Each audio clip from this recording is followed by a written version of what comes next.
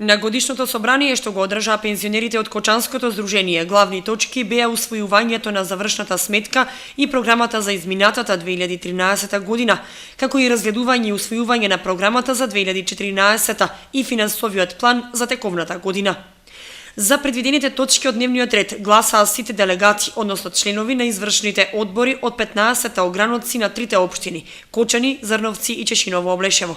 Го донесува комплетно извештај за финансово и тековно работење и го донесува финансовиот план и програмата за 2014.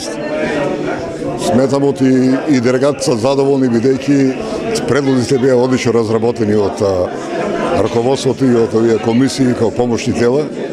Така да ние не одехме у ширина, него беме конкретни што е направено, што не е направено. Испаднато и повеќе сме направили од колку сме планирали лани, а оваа година сметаме со оно што е програмирано, програмата ќе биде још побогата. Главна тема и ангажирање на пензионерите и годинава ќе биде финиширање на комплетната техничка документација за изградба на регионален дом на пензионери, додаде Серафимов.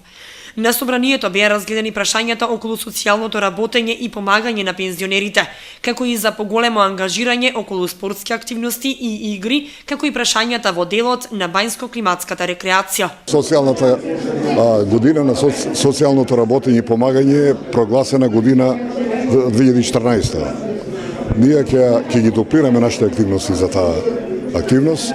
На собранието пензионерите предложија јавниот градски превоз што им е даден од општината секој четврток и сабота да биде бесплатен за пензионерите. Градоначалникот Димитровски им одговори дека тоа прашање ќе биде разгледано и се надева на позитивни резултати.